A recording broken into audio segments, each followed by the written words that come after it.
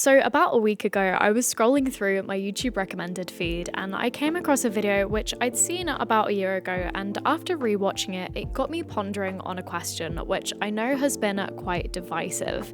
That being, is Animal Crossing New Horizons a shallow game? The video which got me thinking about this was made by a fantastic channel called Salt Factory, who makes amazing retrospective and discussion type video essays on video games. While I'd highly recommend you go watch Salt Factory's video, I'll briefly summarize his main points here, as again, it was what sparked me to want to make this video today. Salt Factory posits that for him, Animal Crossing New Horizons felt like an early access game, one which was released too early.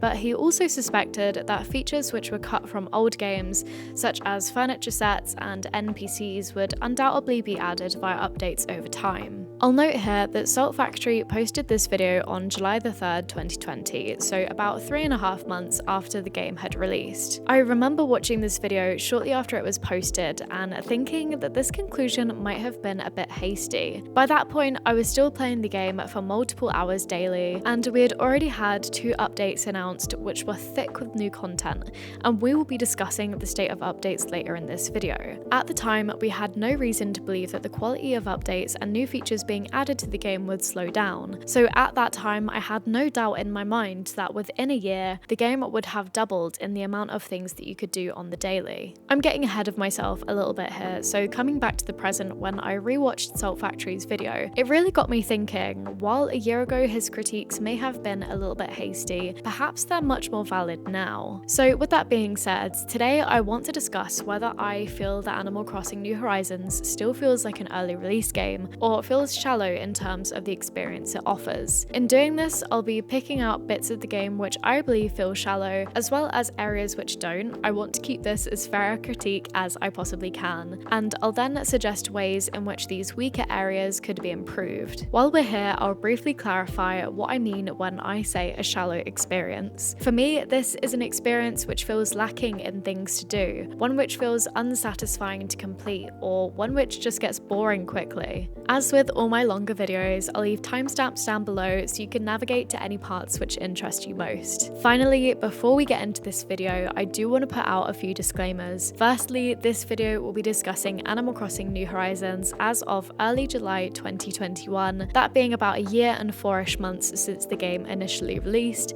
so some parts of this discussion may become less or more relevant over time. Next, I cannot emphasize enough how what I will be expressing in this video is my opinion. I have seen some people comment on similar videos to this one that people are only, in inverted commas, hating on the game for views, which I think is an immature and closed-minded point of view, especially when these comments are made on videos which, in my opinion, are fairly critiquing the game. Therefore, if this is your favorite game, that's cool. It's also one of my favorite games. I've put hundreds of hours into it since the day it launched.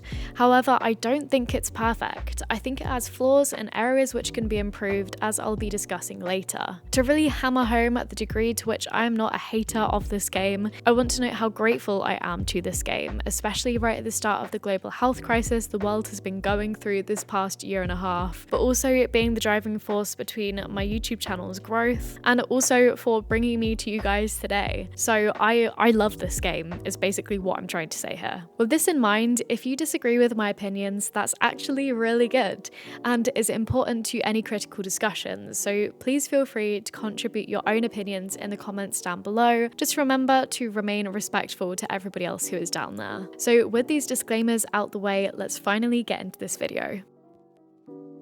To kick this video off on a positive note, I want to focus on an area which I don't feel is shallow at all, but ironically it might seem like a somewhat superficial one to start off with, and that is the amount of clothing options that are in Animal Crossing New Horizons. There is such a stupid amount of clothing you can come across in this game, which I think is amazing and so important for players to be able to create themselves accurately on their islands. And this is only expanded more by the Custom Pro design editor, where players can choose from from a selection of clothing templates then design their own outfits. These can then be uploaded to the custom design portal for other players to download and wear. I will never stop being shocked at the amount of creativity that some players have in this game. It's a shame then that this feature is somewhat lost on me, as I mainly dress my character how I would in real life, which is pretty much just combos of jeans, boots and jumpers. But still, for the much more fashionably forward players, I love how expansive the clothing options in this game are. The only gripe I have with clothing and the Able Sisters in general are the small quality of life issues which, if addressed, would be a massive improvement. These include the fact that while in the dressing room we can only buy one item from each category at a time, and how we can't see what items we already own and have in our storage. Also, this is a very small, minor cosmetic detail, but I wish that the exterior of the Able Sisters shop would get small seasonal changes like Nook's Cranny does. Like, it would be really cool if throughout the last week of October or so, only Halloween costumes would be displayed in the window. And it would be cute if perhaps little orange and purple bunting would be hung around the window. It's a super small thing, but I definitely think it would give a little bit more character to the shop.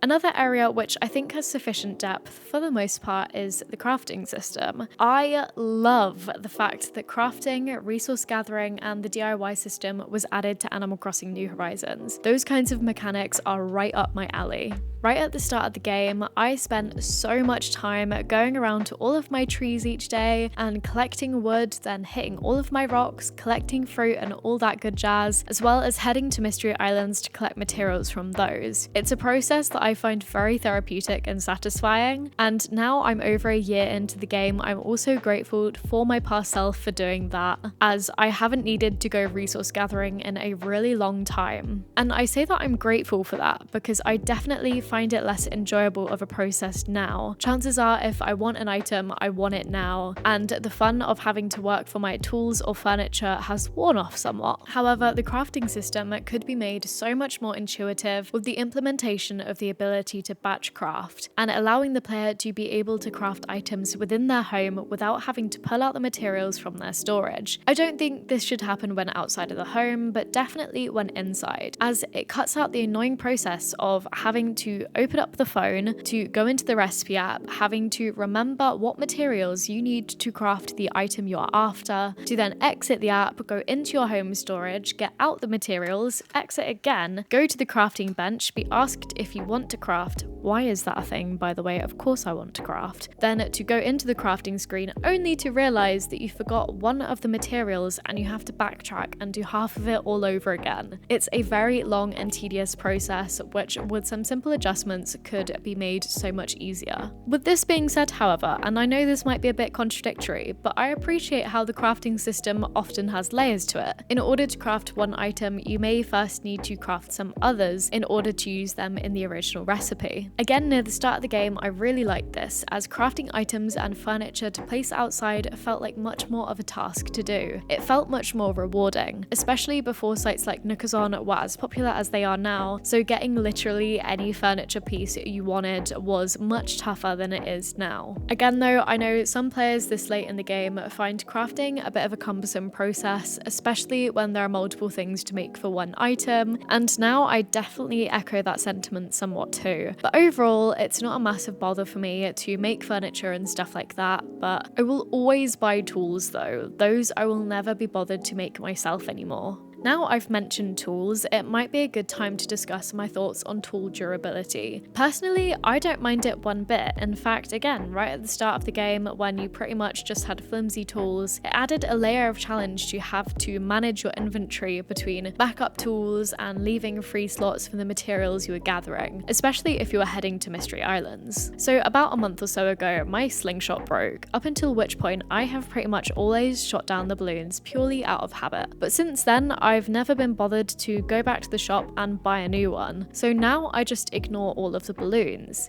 And herein lies my biggest issue with tool durability: the fact that the gold tools still break. Right now, I couldn't even tell you which gold tools I've unlocked because I've never made a single one, not even the watering can. If, however, gold tools offered the benefits of never breaking, I no doubt would have gone out of my way to unlock the recipes for all of them, and craft a whole set of them to constantly keep in my inventory. And I would likely still be shooting down balloons today. This is a recurring theme which will pop up throughout this video today, but the fact that gold tools break just like the other tools, albeit after more uses, removes my motivation to want to unlock them entirely, because there is no sense of progression there, no reward for putting in the hard work and the resources. And speaking of resources, I don't want to make the gold tools, even if I do have the recipes, because as they break right now, I literally don't want to waste my gold nuggets on something which could break. Overall, I think this was a massive missed opportunity by the developers there, and lacked foresight into the experiences of players in the late game. I hope this is something which will be patched in the future, but I somewhat doubt it ever will be. With that out the way, let's chat about the system of collecting DIY recipes. I think that overall, this system generally has a good amount of depth to it, but similarly, there are some oversights within it which drag it down in some places. Firstly, I really like the fact that there are some layers to getting certain DIYs, like how you can only get mermaid DIYs when you talk to Pascal, and you can only talk to Pascal once you found a scallop while diving.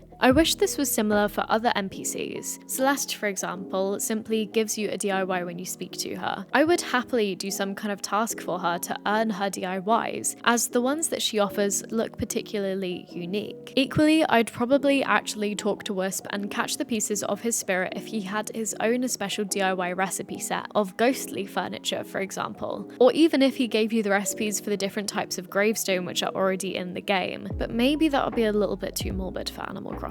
I think that giving more visiting NPCs their own unique DIY sets would be a great way to add more complexity and depth to the DIY system in general, while simultaneously giving more value to the NPCs you have visiting your island each day. Going back to the golden tools for a second, I like how there are actually goals to hit in order to unlock them. For example, you get the golden watering can from talking to Isabel once your island hits 5 stars, though as noted, there are some missed opportunities with these goals. You get the golden rod and bug net DIYs by completing the fish and bug sections of the Critterpedia respectively. These recipes simply get sent to you in the mail the day after you fulfilled the achievement. I think they missed the trick with this one, as it currently stands there is no reward for completing each section of your museum. I think that having Blathers give you the recipe for filling out each section of the museum would have been a way better way to unlock and receive these recipes, and would actually give me an incentive to finish catching and donating all the bugs and fish, as I still haven't actually done that yet. Again, there is just no motivation to do that right now, because we don't get some kind of reward for it. And I think that in some places there are a fairly big problem with how we collect regular DIYs. It's not as noticeable in the early game, but now it's horrendously obvious. Why are we given so many duplicate DIYs in bottles, for example? Why can't we reject DIYs we already know from villagers who are crafting? It's a bit mind-boggling to me how the game doesn't prioritize unknown DIYs first, but I suppose the crafting villagers literally tell you to give the DIYs to a friend, tying it into the game's focus on interactivity with other players. While it's more of a minor annoyance later in the game, this could be a big problem in the early game.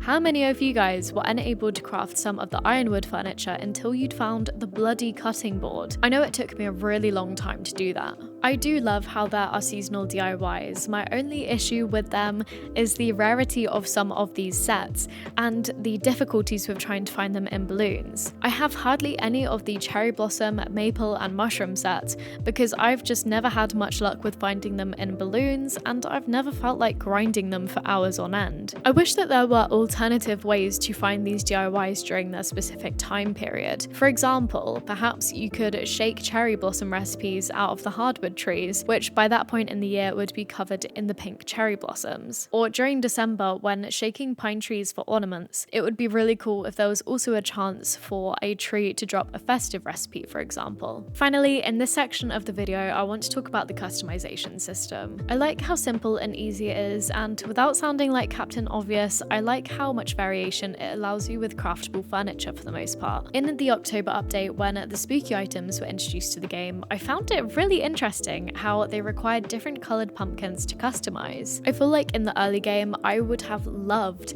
having to use different types of wood to change the colour of wood textured items, for example. But in the late game, I definitely prefer the simplicity of customization kits, even if it is an absolute pain in the ass to buy them, as we are currently restricted to buying them in groups of 5 at a time maximum. I just find it really interesting how this customization mechanic with the pumpkins and the spooky items hasn't been introduced for any other furniture sets since then. For people who played New Leaf, I'd love to get your thoughts on this, as while I haven't played that game myself, I knew you could get different coloured gems to customise furniture. I just don't have any personal experience with that system myself. And lastly, I wish we had more patterns from Sable which were actually nice. I don't know who at Nintendo picked out some of the ones we currently have in the game, but they need to get some kind of spiritual cleansing because those patterns for the most part are cursed. I don't like that I mostly have to rely on custom designs to get cute material patterns to customize certain items of furniture, because what about the players who don't want to or can't pay for Nintendo Online to get access to the kiosk? But with that being said, perhaps that's just some kind of shady way for Nintendo to force more players to get Nintendo Online. Moving on, let's talk about island design. I love the fact that we can now place items outside. There is absolutely no doubt that this feature has added so much depth to the designing aspect of the game. I've lost count of the number of times I have painstakingly decorated an area only to realise I hate it and want to do it over all over again, but in the best way, if that makes sense. The fact that we can now decorate the exteriors of our islands has of course resulted in the flourishing online design community of amazing creators and designers. I quite literally cannot open Instagram or Pinterest without being awestruck by a design I see almost immediately. I could probably make an entire video talking about the Animal Crossing New Horizons online community in general, but for now I'll just say that the continued strength of this community so far into the game's life has almost certainly added depth to the game for many players, myself included, whether that be by way of bringing people together in the Animal Crossing community to talk about the game, or as I mentioned, by giving players almost infinite design inspirations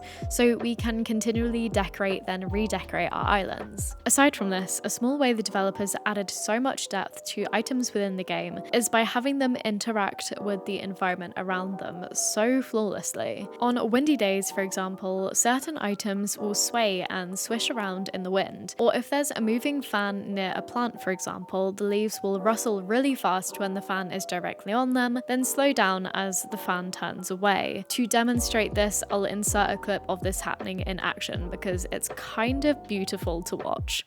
And oh, just look at this game. Look how that plant stops moving when the fan isn't on it. But then, when the fan is on it, wow, look at it go! At first, I thought that talking about the exterior atmosphere, like the lighting, weather, and sound design, would be irrelevant in this video. But now I'm thinking about it, I think it's really important to touch on, as these systems add so much depth by building a seriously immersive environment which is a pure joy to exist in. To this day, I still get shivers walking around parts of my island and watching the rain or the wind, or my heart genuinely feels full when I hear the buzz of a cicada in the summer. Going on a bit of a tangent here, when we were going into the first summer of the game last year, I expected summer to be my least favourite season, as I thought it would kind of be like going into spring part 2. But I think it may take the top spot as my favourite season in the game, because of the bloody cicada sounds and the rich colours of the grass and the diverse weather. I think that atmosphere of New Horizons is a massive factor in why it's such a special game for me. Tying into both the exterior environment and island design, let's talk about flower breeding and hybrids for a second. Why is this system so damn detailed? Why did it take a literal data mine for us to uncover the true breeding pattern for the blue rose? I'm not complaining one bit. I love it. When I played Wild World and City Folk as a kid, I don't think I ever even noticed that hybrid flowers were a thing in those games. I was much too interested in decorating my house for the 10,000th time or chasing chasing my cousin around with an axe whenever we played together. So after I discovered a blue pansy had popped up on my island in New Horizons, I was really interested to find out what other kinds of flowers I could make. I think it was around last May or June, I literally spent a month trying to breed all of the hybrid flower varieties. I even joined a Discord chat where each day we would go to each other's islands and water each other's flowers, so we could get the maximum chance to have hybrids spawn the next day. For those of you who don't know, having friends visit your island and water your flowers can increase the chances of having new flowers spawn the next day. I'll pop a graphic up on the screen right now to demonstrate this. On top of that, there is an entire genetic system to these flowers, which I think actually mimics the breeding patterns of flowers in real life. And I'll note here that at this point in the game, I was not time traveling. It legitimately took me a month of real time to grow the purple pansy. I even got the blue rose faster than that. And to this day, that might still be the biggest feeling of achievement I've got while playing Animal Crossing New Horizons. But going back to island designing, I think there is one pretty big issue which holds decorating back somewhat, and that is the size of the catalogue of items we have to use. We have way more space to decorate, so surely we should have way more items to use to decorate. This has only been achieved in some areas. Yes, we have all of the craftable items which have been added, but there are also many furniture pieces and collections which never made it to New Horizons from previous games. For example, the modern set. When I had my main man Roscoe in Wild World, I distinctly remember him having a house full of modern items. I think at this point, Roscoe and the modern set are pretty much just synonymous in my mind. So heading into his house after I scanned in his amiibo in New Horizons just didn't feel right because he didn't have the modern set. And I don't know about you guys, but I never look in my shop anymore because chances are I'm just gonna find items which I either already have or which I know I already have no desire to buy. And I think that that's a shame because for the most part, the items in this game have been beautifully designed and are a joy to look at. But I find myself constantly reusing the same items in different places around my island, but perhaps this is just my own lack of creativity coming through. And to add to the sting of this, just look at Pocket Camp and all of the amazing items players in that game get. I really think the only way this can be rectified is if we get old furniture sets from previous games, making a return, as well as giving us even more new furniture sets. This is meant to be the newest, most optimal version of the game. Give us some new stuff. And I even think that the DIY catalogue could also be massively expanded to add even more themed sets, which I think would only continue to fuel the delightful inferno which is the online design community. On this note, I know that this is something which many other players have expressed wanting to see return, but give us back Gracie and her stupidly expensive furniture store.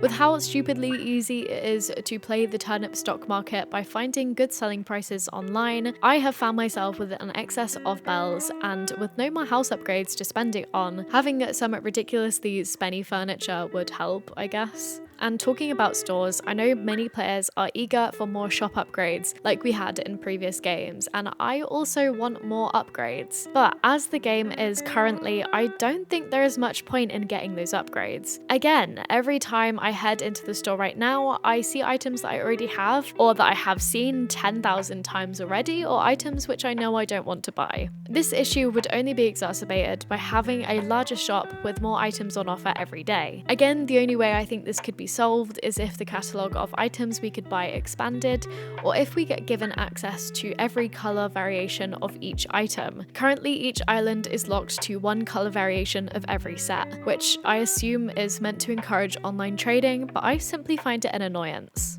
Again, while I never played Animal Crossing New Leaf, personally I loved the idea of public works projects, and I think that they would make a great addition to New Horizons. Some public works projects would of course be a bit redundant now, like public benches, street lamps, and other objects like the fountain, for example, but I think it would be really cool if 20 or so public works projects were added which had some actual function to them in order to delineate them from the regular items we can just place ourselves. Taking two examples from New Leaf, I think it would be so fun if the town tree could make a return as a public works project, which would grow over time, or another one from that game could be the raised flower bed, which we could plant our own flowers and shrubs in. Another fun one could be an actual public pool which we could really swim in, rather than the imposter fake tiny pool which is currently in the game, and which we cannot interact with in the slightest. Adding these larger functional projects would add so much more depth to decorating, in my opinion. I think it would add an extra level of permanence to decorating, which I feel we currently lack. This is a super minor thing, but it can be really distracting when I'm running around my island and I accidentally hit the wrong button and I kick away some of my custom path, or I just pick up the entire fountain and stick it in my pocket by mistake. It's definitely quite immersion breaking at times. So I think we can all agree that villages are the bread and butter of Animal Crossing games. What would be the fun of living in your own town or on your own island if you were the only one there? I know I'm beating the dead horse here, but villages really don't have enough dialogue, and what dialogue we do have is mainly uninteresting and overly positive. And this is only made more obvious when you have more than one type of villager on your island, which will happen considering we can have 10 villagers on our islands, but that there are only 8 personality types in the game. When Salt Factory pointed this out in his video, he noted how an easy solution to this would be to add 2 more personality types to the game, and I totally agree with this. It would be a fine solution to this issue. However, one issue I feel still remains, and this is a super personal one. I don't feel like I formed much of a connection to most of my villagers. There are only 2 villagers who were new to me in this game who I feel like I formed a decent connection to. The first is Maddie, who I didn't know before playing New Horizons. I found her right at the start of the game when you go to one of your first mystery islands and you have to ask the villager you find to move to your island. I mentioned earlier how when I played Animal Crossing as a kid, mainly Wild World, I would love chasing my cousin around with an axe, and she would me. Her and I would play Animal Crossing together for the entire weekends that I would stay with her during the school holidays, just messing around, decorating our houses, redecorating our houses, visiting each other's towns, breaking the laws of time and space with her action replay card to completely max out our houses and the museums. These are some of my most vivid and special memories from when I was around the age of 10, and my cousin is called Maddie. So it felt extra special when I came across this villager on the Mystery Island. It felt like the world had weirdly come full circle in a way, and she will never leave my island ever just because of that. Next is Marina. Again, right at the start of the game, she auto-filled into one of my plots. As soon as I saw who was moving in, I googled what she looked like. Again, at that time I wasn't all too familiar with the different villagers in the game, and at first I was like, oh no, get her off my island ASAP.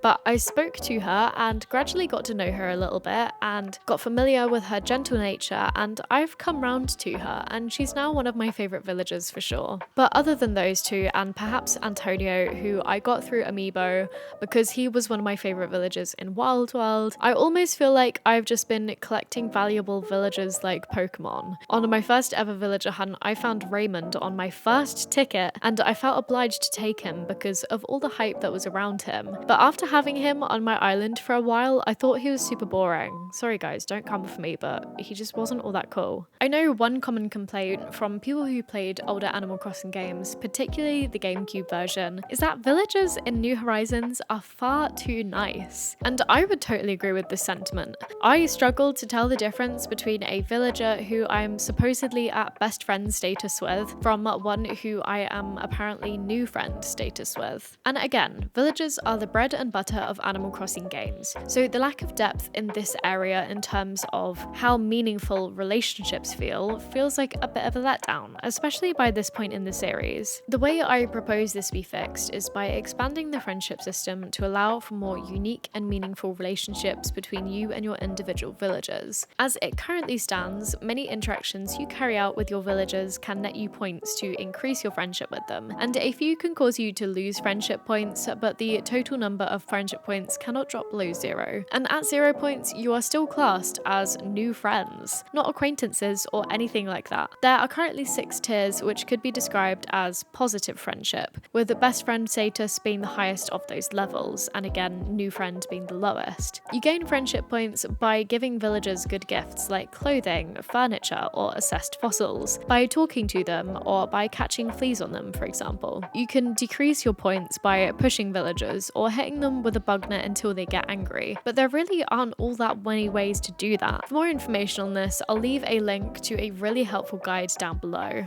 With all that being said, I think a way to make villager relationships feel more unique and meaningful would be to add a quote-unquote negative aspect to this friendship system. For example, by adding 6 levels below level 1, which could range from distant acquaintance to enemy. I think that for this to work, the number of interactions which result in minus points would have to be expanded. For example, if you push your villager into a pitfall seed or something like that. When you would be in the red with a villager, as it were, they would then give you much more blunt or snarky responses, no matter what their personality type is. Or they could even ignore you or brush you off entirely when you try to speak to them. For example, by giving you an excuse and walking off after you try to talk to them. But to avoid massive annoyance, this could easily be circumvented by having the villager actually stop and talk to you the second or third time you tried to interact with them if you were for some reason keen to talk to them. This would give players a reason to keep villagers they don't like too, because it's a mutual relationship. As it currently stands, you can say, I hate this villager,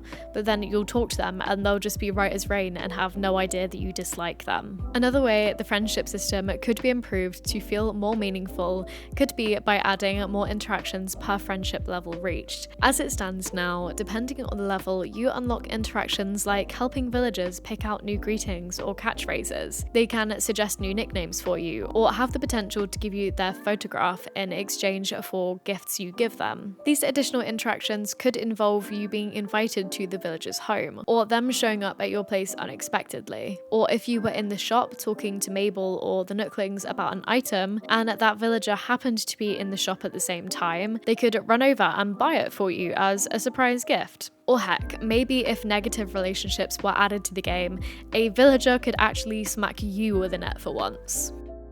I'll be honest, it's been a long time since I took the time to interact with most NPCs like Flick, CJ, LaBelle, Wisp, Gulliver, or his swashbuckling counterpart. While interactions with them and tasks most of them give you are amusing at first, they are dull and tedious after those first few interactions, which is a massive shame because they are such an integral part to Animal Crossing games. And it's not all bad. As I mentioned earlier, I really like how some characters like Pascal function. I get a bit of a rush when I finally find a scallop after I've been diving for ages and I see him pop up in the background, which is funny considering how I'm not even the biggest fangirl of the mermaid set. Also, for the most part, I think that the NPCs were written really well, and I like the personalities which each of them have been imbued with. I found Gulliver so funny the first time I spoke to him. I love Flick's mix of emo and eco-warrior bug lover vibes, and I've come to find Blathers one of, if not the most endearing NPCs. When Build-A-Bear announced the Animal Crossing collab, I was praying a Blathers one would be made, but alas, we weren't so lucky. This game actually made Blathers my favourite NPC, I think. It's such a shame then that I never want to talk to them anymore, because of the aforementioned monotony of the tasks they want to give you, or in the case of some NPCs like Sahara, the fact that they come with so much unnecessarily dialogue to slog through. While writing this script, I was trying to find a way to separate these aspects of the game, but I think that here is the only appropriate time to discuss NPCs, how they tie into the Nook Mile reward system, and to discuss the wider progression system, or lack thereof, in the wider game. So within the Nook Miles app, there are some achievements you can complete by talking to some of the NPCs a certain number of times. But again, it's only for certain villagers, including Wisp, Gulliver, and Pascal. Why did the game just forget about LaBelle, who I would fit into the same category as these NPCs? Let me make this clear here. I love the Nook Mile system, even if the scaling of some achievements is a little bit crazy. I loved doing the Nook Mile Plus activities for hours on end right at the start of the game. I thought that they were a fab way to direct gameplay while rewarding us with miles to buy items or Nook Mile tickets with. I also like the idea of keeping track of things you do in the game, like how much wood you've chopped. I sadly just think that this was a half-baked system which could have had so much more potential if a little bit more time had had been put into it. These NPC rewards, for example, are ones which I have just never completed. Because no, I don't want to dig stuff out of my beaches 20 times, or go hunting for spirit pieces 20 times, or whatever. These NPC tasks get super boring after the 5th time in my opinion. Now, there's one thing which would motivate me to do these tasks 20 times, or to seek out those NPCs 20 times, and that is some big fat reward at the end of it. The problem with the Nook Mile rewards for me is how you get to the end of these big achievements and all you get are Nook Miles, when by this point in the game I've already saved nearly 200,000 of them, and there is pretty much nothing to spend them on other than Nook Mile tickets. But the process of printing them out one by one in bulk is so long-winded and tedious that I'd rather just buy them from Nookazon, again with my excess of bells by this point. So yes, ask me to bail out Gulliver's ass 20 times. Sure, give me 5,000 miles for doing it if you want, I'll take them, but also give me some big meaty change to the game. How about, in exchange for helping him so many times, Gulliver will finally realise that he has an alcohol problem. He will clean up his act and stop washing up on my beaches. But he, of course, wouldn't be gone forever. No, he'd now actually pull up to your secret beach in his boat, which he has not fallen out of. And you could go aboard, chat to some of his crew perhaps, and they would tell you stories about their adventures and bring you more exotic items to purchase from them. Like, how about all of the fruits from New Leaf which were dropped, like persimmons and lemons, or even grapes, so then we could stop having to use the grape hats to build our vineyards. This would give another use to the secret beach, which up until this point is exclusively used by Red when he decides to turn up once a year, that is. Or if a Nook Mile achievement would be added for every time you spoke to LaBelle, perhaps after you had completed 20 of her dress-up challenges, she would permanently move into the Able Sisters shop. Side note, is it me or is the clothing she gives us super ugly? When you look at the clothing she wears, it just doesn't seem to fit with her vibe. But what do I know about high fashion, I guess? Then perhaps once she had moved into the Able Sisters permanently, you would then be visited by Gracie. On LaBelle's bag, we actually see a wee scarf with Gracie's signature pattern on it. Perhaps we could get the backstory that LaBelle had actually been studying under Gracie all this time, and now that her protege has moved to our island, Gracie wants to see what the crack is, thus setting off a new storyline of progression with her, which could then perhaps result in her moving into Nook's cranny with some kind of big upgrade, for example. I think there were so many more extra little steps like this that the developers could have added into the game to really pad out the end game which most of us are in now, and to give players who aren't 100% design focused more things to do. I wanted to make these few wee suggestions because is it me or does it feel like the quote-unquote story part of the game seemed to stop right after the KK concert, which for me was literally a week into the game. Boom, that's it, nothing left to unlocked, thank you, next. I get that the vibe of this game is meant to be island living, but I think that that's a bit of a shoddy excuse for dropping so much content we've had in previous games. With that being said though, I still find it funny how I've had these feelings about this game, yet I've still managed to spend so much time in it. So looping back to Salt Factory's video, which I talked about earlier, he noted how he believed that the game would be improved over time. For example, by having content from previous games like Brewster and The Roost make a return by way of updates. Again, at the time he put out that video, we had received 2 updates positively brimming with content for us to chew on. Firstly, the April 2020 update brought us 2 returning characters, those being Leaf with his garden stand and Shrubs. I lost my shit when I saw that Shrubs were coming to the game. And Red, which of course added art and thus the expansion to the museum to accommodate for the new exhibit. It also introduced a wealth of in-game events which would carry us through the summer, which included Nature Day, International Museum Day, and May Day, which also gave us another returning NPC, that being Rover. However, he doesn't really count as we only see him on that day. And then we also got 2 more familiar faces as Reese and Cyrus make an appearance throughout the whole of June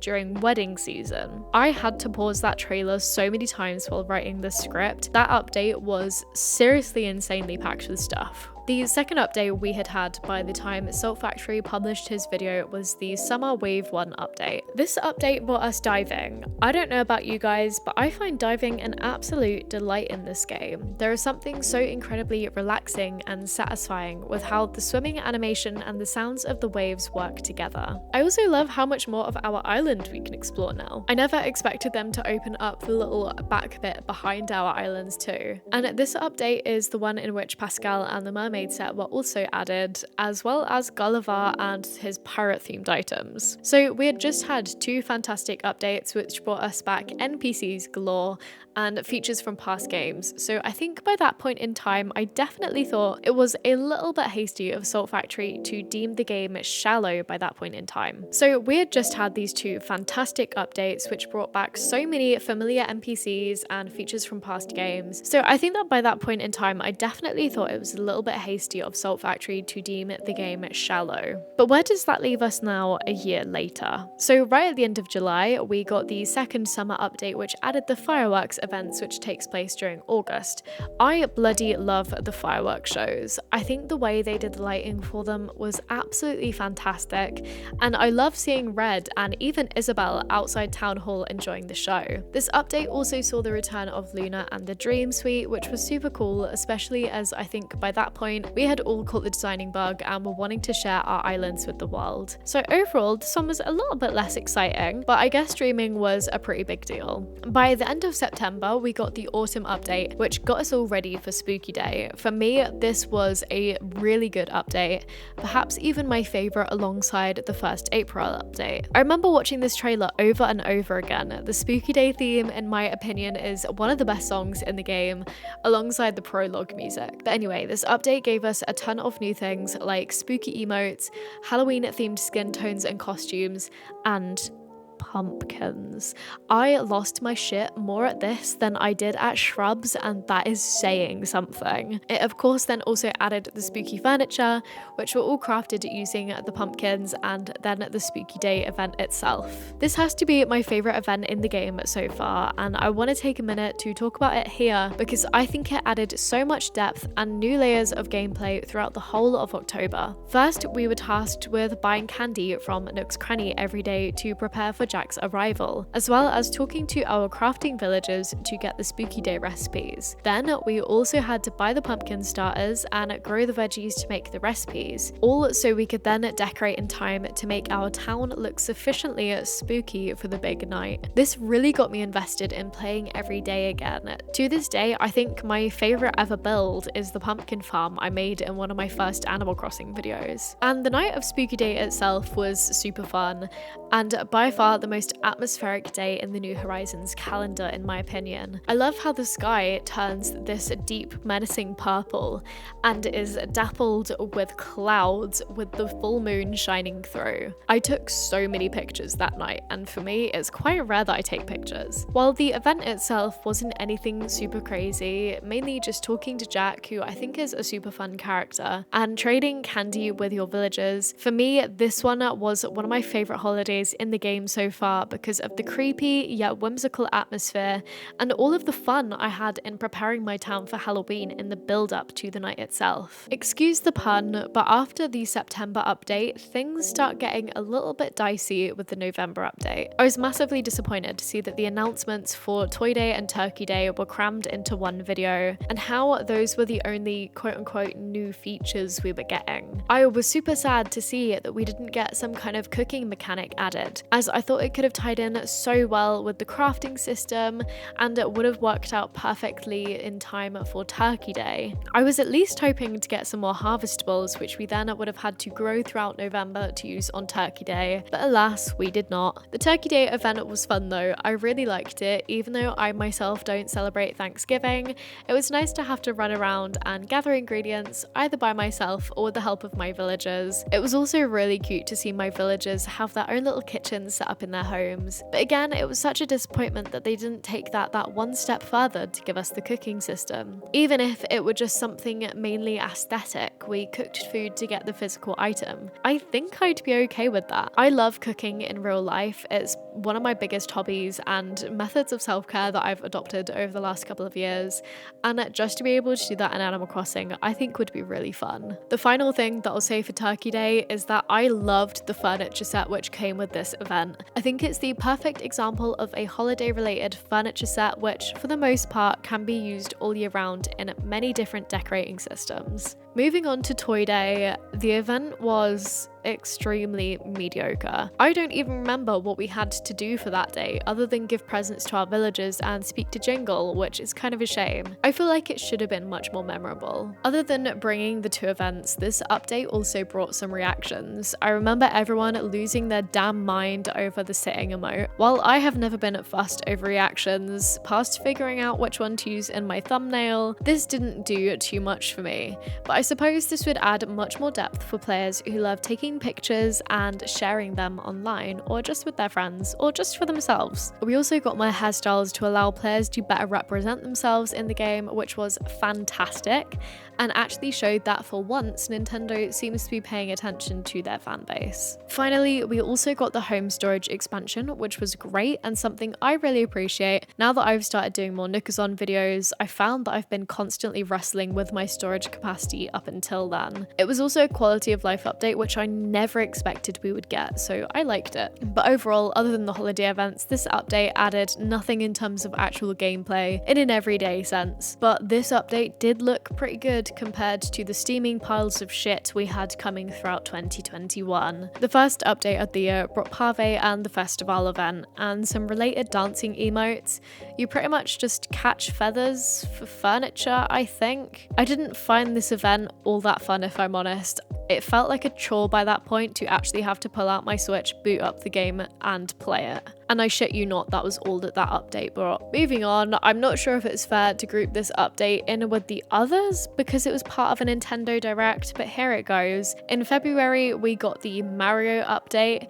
If you can't tell by my tone, I wasn't thrilled about it, but that is very much a personal preference. Other than the Peach items and the warp pipes, nothing else really interested me. I'll admit though, the items did have some really cool animations, and I frequently do use the warp pipes to travel around my island extra quick. But other than that, not a single new gameplay feature added. 2021, my friends, was not off to a good start. Again, this one isn't really an update because it wasn't free and available to all players, but about a week later, we then got the Sanrio announcement. While the designs of most of the items don't really jive with me, this is a designer's dream as we got so many cool, colourful items, but again, not a single new related gameplay feature. Are we noticing a pattern, people? Less than a month later, around mid-March, it seemed like Nintendo themselves had given up by that point, as we didn't even get an update trailer, simply just some posts on the Animal Crossing website and Twitter page, I believe. This was the anniversary update, which added new features to the Custom Design Pro editor, allowing us to now customize umbrellas, fans, standees, and mini handheld flags. We also got 50 additional custom design slots, which was personally something, again, I never expected them to give us, but it was nice nonetheless. We also got the ability to access the design kiosk from our Nook phones now, which was nice too. We also then got a cake item in celebration of Animal Crossing New Horizons' first birthday. April Fool's Day was also added. I'll admit I didn't play this event. It's a massive shame that Blanca wasn't added, but we got whoopee cushions, I guess. We also got a few other items to celebrate real life events, like a nice looking plant to celebrate Tree Planting Day, which is apparently a thing, and some prom items, as I guess the end of the school year is fast approaching. Interestingly, this update also made some adjustments to the Bunny Day event, which I know many of us had complaints with in year one. So while I was writing this script, I got to this point and thought, wait, there must have been another update since then, right? And there was a super minor update in April, which updated some events we already had, such as by refreshing the May Day maze, giving us another chance to see Rover, and the wedding event also got some new items, but other than that, it was just more seasonal items, such as the cheese rolling. stuff. So this brings us to the present day. The updates we received this year have pretty much just been additions and tweaks and new furniture and some expansion to custom designing. It's those last two things there which I really want to focus on for a moment. Back in December, Polygon interviewed President of Nintendo of America, Doug Bowser, and he highlighted how Animal Crossing New Horizons was unique from previous games in the series due to the community's, quote, ability to lean into user-generated content and make that available and to share with their friends, end quote. He then notes how user-generated content is, quote, strengthening the engagement over time with Animal Crossing, end quote. User-generated content, for those who don't know, I also didn't know when I first heard about this, are things like custom designs which players make and share with other players. We can see by the updates we've received this year so far that the developers are really leaning into this by giving us more custom design slots and more items to decorate our islands with to then share pictures of, I guess. The issue with this is that it only serves one section of the game's fan base, those who are really into designing and decorating their islands. While I do like decorating my island, it's not what really gets me excited to play the game. And I know some players don't find much interest in decorating their islands at all. So this area of the fan base is severely neglected by the recent updates. What happened to adding new NPCs and gameplay features like we had in the spring and summer updates last year? Going back to Salt Factory's critique of the game again, it's funny to see how some players like myself would say that he was incorrect in his hypothesis that New Horizons would have more gameplay features added via updates over time. For the very most part, this game is just as shallow as it was a year ago, but now it's been bloated by more items, a few holidays, and more custom design slots, I guess. This puddle has been made wider, not deeper. Don't worry, I swear we are going to start coming up on the end of this critique soon, but before we get into my concluding thoughts, I want to touch on the potential future of Animal Crossing New Horizons. E3 came and went about a month ago, and we were all eagerly awaiting a big fat Animal Crossing update trailer to be dropped during the Nintendo Direct, but nada. Absolutely nothing.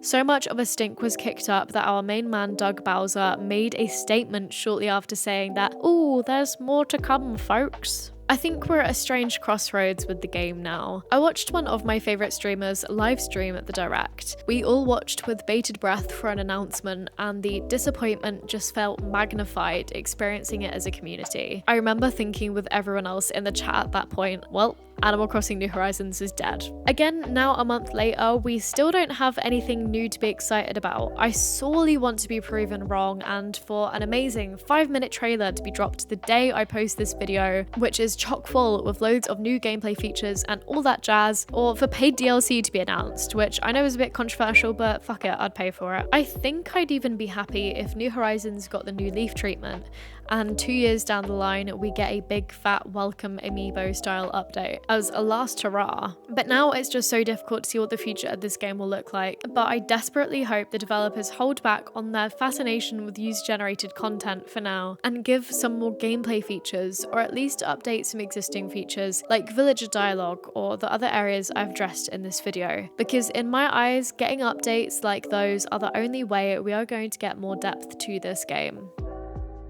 So with all of that being said, is it even fair of me to say that Animal Crossing New Horizons feels like a shallow experience on many fronts when I have squeezed hundreds, and in the cases of some players, thousands of hours out of it? A little while ago, I posted a poll on my community tab where I posed this question to you guys. Just about 1/3 of you guys had a similar experience with the game to me, where you feel like it felt shallow, but we all played it for a stupid amount of time anyway. I don't think this is exclusively an Animal Crossing New Horizons problem either. I feel this exact same way with The Sims 4, which is another game I complain about a lot yet still really love. It is an extremely shallow experience, yet I've put well over 1,000 hours, or maybe even 2,000 hours into that game. And I've spent an obscene amount of money on it over the years too, buying each new pack which catches my eye, in the hope that that is the one which suddenly changes my feelings about it. Going back to the poll, we then also had 17% of you guys say that you got bored of New Horizons Horizons after a few months. I'm thinking that these might be players who aren't all that into decorating, perhaps. Surprisingly to me at least, 50% of players then responded saying that they felt completely satisfied with the content we currently have in the game. I'm just realizing how many people I'm probably going to piss off with this video now. Whoops, too late to turn back now. Doing this poll was super interesting. I only wish it could give us more information on those who voted. For example, how long have they been playing the game for?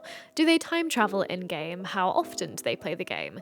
Do they play every day, a few hours every day, once a week? Is this their first Animal Crossing game? Because I can't help but feel like having these answers to these questions would help build a better understanding of everybody's varying views and experiences with Animal Crossing New Horizons. So as for my concluding thoughts, I love Animal Crossing New Horizons. It will hold a very special place in my heart for a long time. I love the opportunities the game has opened up for me, such as the fact that this channel would not be where it is right now if it weren't for this game, and I wouldn't have found content creators and communities that I now consider myself a part of. New Horizons excels in many ways. I think that the game is bloody beautiful, for example. However, this game needs to be fleshed out in multiple areas, as I've discussed today. It particularly needs more for players who aren't concerned with having the most Instagrammable island, for example. To draw this video to a close, I want to end by highlighting a comment one player left on the poll, which I think sums up my feelings pretty well. I'm particularly focusing on that last sentence there, and the sentiment that the game feels like it took many steps forward but simultaneously many back. And it's a shame to see this against the backdrop of the stunning games which Nintendo have given us during the Switch's era. I'm particularly thinking about Breath of the Wild, Mario Odyssey, all that good stuff. Once again, I love this game. I just hoped it would have progressed further by now. But who knows where this game will be in another year or so. I dearly hope that Nintendo will prove me wrong and will dig down into that puddle rather than keep wading in it. I want to be given reasons to change my mind. Well, that's everything I have for you guys today. Thank you so much if you stuck it out to this point in the video.